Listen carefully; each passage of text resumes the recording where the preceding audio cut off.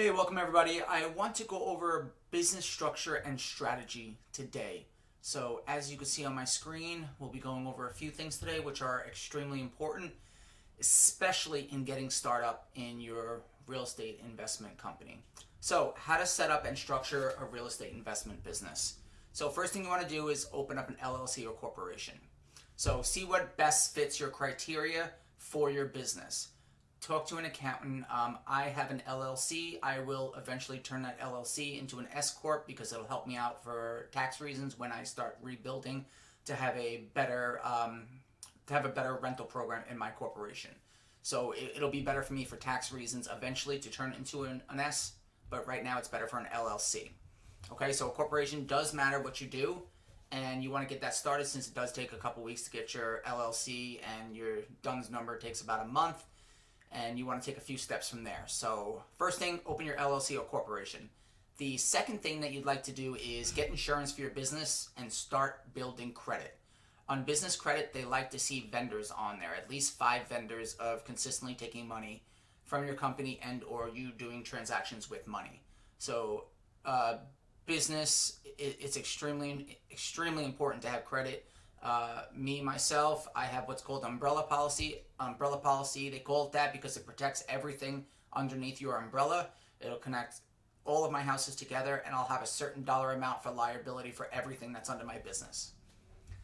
The next step you want to take is research the states and counties. So how do I do that? If you don't want to work in your backyard because you live in like New York or California where it's very hard to do Section 8 and or it's hard to get properties under 6 figures or around low 6 figures, you can do virtual real estate. So you want to check the states and counties. You want to check crime rates. You want to check certain zip codes, certain areas. What's the fair market value rents? That there's job growth, that there's new opportunity. And by new opportunity, I mean that bigger companies are opening up. Amazon warehouses, Whole Foods, Home Depot, Target, Walmart, Lowe's, all that type of stuff. So they're going to do a lot more research than we can do, and they're not going to open up a store in a dying area. So you also want to check for job growth opportunity as well. You want to make sure that that's there. Now the next thing you're going to do is you're going to plant your feet. Okay, so you know that you're going to start investing in that area. Let's just say you picked Florida, right? Florida's good. The Section 8 numbers, they work out great for 3 and 4 bedrooms. You can net on most properties at least, $400 to $500, if not higher, like 7 or 8, which is extremely possible. So you've planted your feet. This is your state. This is your county, and then you have towns narrowed down, and you're going to stay within that vicinity. You're not going to expand any further out than one zip code to get yourself started. So plant your feet. Don't look anywhere else. This is where you're going. Unless you're wholesaling, you can wholesale across the country, but as goes purchasing real estate, you want everything to stay in one position. And why? You want to build a team, right? So you want this team to consist of at least 2 real estate agents. So contact 5 to 10 real estate agents and have them all start looking for properties for you. And the ones who are most dedicated and you're convinced that these are the ones for you, those are the ones that you're going to lock down. You're going to lock down 2 real estate agents and let them know, I have 2 agents. I'm not willing to sign with either of you. But in your head, the best agent is going to be the one that you're going to go with. They're the ones who send you the best properties, and they're consistent. So take at least 2 weeks, maybe a little bit longer, before you decide what real estate agent you want to lock down. The next thing you want to lock down is contractors and or handymen. So if you're looking to buy properties that do need work, you're going to need contractors. If you're looking for someone just to uphold and maintain your properties, you're only going to need, handymen, So contractors, if you're looking to, basically gut jobs or new kitchens, new bathrooms, etc. Handymen do the toilets and different things like that. Once you lock that down with the handyman, you're going to lock down property management. Now, this is only if you're going virtual and the property is not in your back door or you're local to it. Either way, I always recommend going property management. You can find a good property management company for 10%. Do your research, check Better Business Bureau, make sure they take Section 8 tenants as well. Property management is one of the most important aspects of your business. And once you grow to an acceptable number, 10, rental properties, you can start your own property management company, which we'll get into as well. Now that you have your real estate agents, you've planted your flag, you have your contractors, your handyman, your property management if needed, you're going to start looking at deals in your desired investment areas. And don't go too wide. So try to stay within a couple zip codes, if not one, when you first get started. Try to plant at least 3 to 5 rental properties within one zip code and then start building out. You never want to build out wide and start closing in. You want to close in first and then start expanding and spread out from there. So check your surrounding areas when you're looking to plant your feet and or your flag. So check the areas surrounding you. Just make sure that, it's okay if some crime is there, but it's not murders that are consistent. The crime isn't too consistent, and it's not just volatile crime.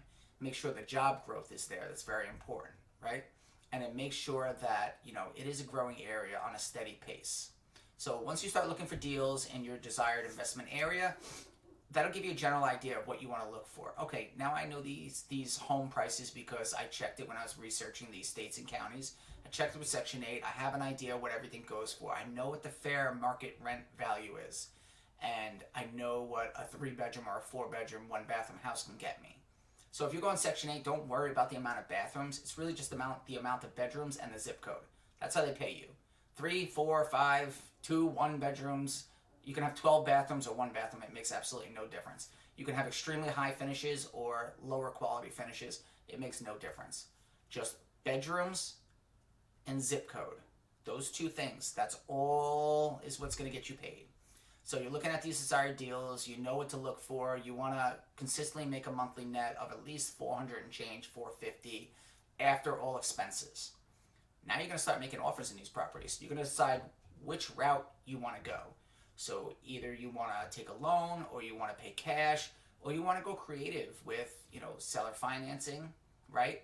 You can go an agreement for deed, or you can go sub 2. Sub 2, close on the property, you'll hold the title. An agreement for deed, the seller holds the title. So those are the separate routes, and I always like to go to sub 2. I like to close on my properties because that shows actually on paper that I do have it. I have that equity built up in it, and I could use that equity to leverage to get more properties. So that's basically everything. Open up an LLC or corporation, get insurance for your business, and start building credit, umbrella insurance.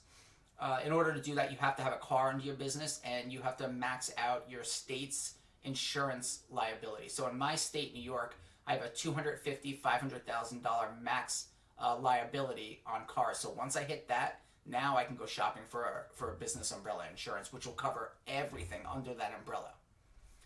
Then you're going to research the counties and states, decide where you want to go. You're going to plant your feet. This is where I'm going. I'm not going to look anywhere else but this area. And what's best about that is you're going to learn that area. You're going to learn the prices, the fair market rents. You're going to know everything. It's going to be like you lived there after 2 weeks. You're going to know everything about that area, which is smart business. Then you're going to lock down at least 2 real estate agents. You're going to lock down handyman or contractor. Then property management. Then you're going to start looking at deals in your desired investment area. Don't go wide again, okay? And then you're going to start making offers. You follow this strategy from A all the way to Z, you will be on the road to start building a successful investment portfolio. Now I just want to scroll down a little bit down here. There's some notes over here as well on the post-it. I want to explain to you what has been one of my most profitable ways to pull money out of my properties without selling. I'm not a big fan of selling properties for the reason that you're paying, basically, you're making a large sum of money in a short time amount. So you're basically paying like a luxury tax. It's not called a luxury tax, but you're paying a larger sum of money because you got a large amount in a very short period of time. So you kind of want to take that money in a short period through rentals, and or you want to do what's called a cash out refi, and you're basically just borrowing the money against your property at an interest rate, and you don't have to pay any tax on that whatsoever, and you could just rinse and repeat over and over. So a cash out refi, let's go over this. The address is 123 Main Street in Bay, sorry, I did make a boo-boo here, Bay Avenue, Florida, 18892. This is actually a real property, but it's not the right address, but this is a real example of a property. So the purchase price on this property is $142,000. The property needs work, so our rehab cost is $35,000. It needs a new kitchen, a bathroom update, some lawn care, a roof and a few windows, and a paint job.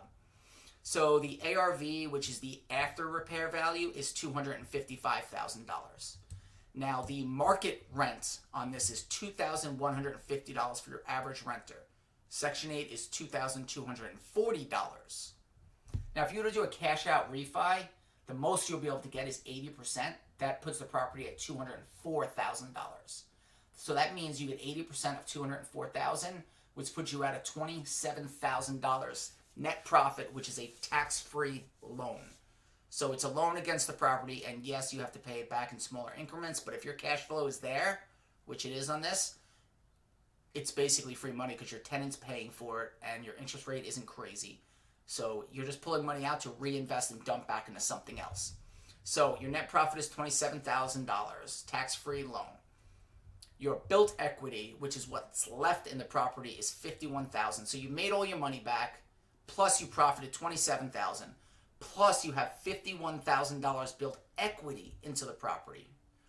Now let's go to payments. Your mortgage and interest is $1,086 a month. That's mortgage and 6% interest. Your taxes and insurance are $245 a month. Property management, if need be, is $224 a month. Repair and expenses, I do about 5% on that, is $110. Your net on this deal overall is going to be a consistent $575 a month, and it's completely passive. Plus, you put $27K in your pocket, and now you also have $51,000 built into equity into this property. So you're not starting off on the negative. You're starting up $51,000 plus $27,000. That's $78,000 you're starting off with in this property instead of overpaying and being $78,000 in debt. So there's plenty of ways to do this without putting yourself in a position where it's going to take you 5 to 10 years just to break even if that net is there. I'm extremely big on not starting a new business or a new property / investment home, whether it's commercial or residential. I'm very big on not starting off in the negatives. It's extremely important to not start a business off in debt like that. So how do we keep accomplishing this? We rinse and repeat this process over and over. Take the extra cash out of refi money, which varies. Of course, it depends on the property. But on the example deal, it's 27 grand. Put it into another deal. With this process, you can keep rinsing and growing the original 27K into hundreds of thousands of dollars in no time. In order to do this, this deal must be a subject to or home purchase. You cannot do it on an agreement for deed because you do not hold the title of the company. No bank is going to give you money on a property that you just have a contract. Your name must be on that title and or deed, both. So this method is called the cash out refi or the BRRRR method. BRRRR stands for buy, what else? Rehab or renovate, rent, refinance, rinse, and repeat. Just keep on doing it over and over. You do this method, you should be able to do it once every 3 months, at least off of just doing it, from one house. That's 4 houses a year. That 4 houses the year after will turn into 16 easily if you keep doing this method. So within 5 years, you'll be a multimillionaire. I guarantee it. So once the rehab's over, put in a renter, then get the bank to appraise the property for your cash out refinance. And it's important to have a renter in there because it shows the type of money you're getting. It'll raise your interest rates, yes, a bit on most deals, but as long as cash flow is acceptable, it's not worried, and it's extremely, extremely lucrative. So let's get on to lending. Lending is also a very important factor of this. It's very important when it comes to this method, but not necessary, as this can also be achieved with a subject to creative finance deal as well. Again, an agreement for deed will not work as you need title or you need the deed, and the bank is not going to do a cash out refi loan on just the contract. So let's say you get a hard money loan at 10%, and these numbers are exact, just the deal name is different.